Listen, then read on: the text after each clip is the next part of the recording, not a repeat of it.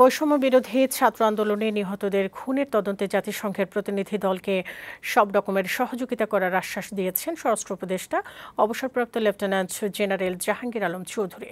মঙ্গলবার জাতিসংঘের ৩ সদস্যের প্রতিনিধি দল স্বরাষ্ট্র উপদেষ্টার সাথে সৌজন্য সাক্ষাৎ করতে যান।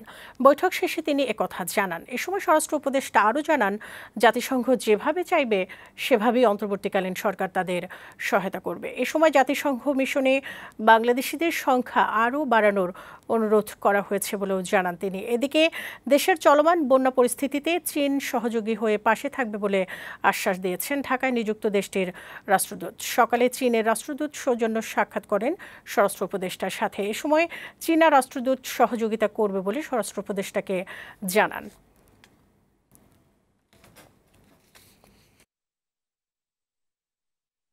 আমাদের অনেকগুলি ডিস্ট্রিক্ট বন্যায় ক্ষতিগ্রস্ত হয়েছে এবং এই ক্ষতিগ্রস্ত এলাকায় ওনারা আমাদের কি ধরনের সাহায্য সহযোগিতা করতে পারে এই জন্য তাদের কাছে আমরা অনুরোধ করেছি, আপনারা যত ধরনের সাহায্য এবং সহযোগিতা করতে পারেন এই জন্য তাদের আমরা অনুরোধ করেছি।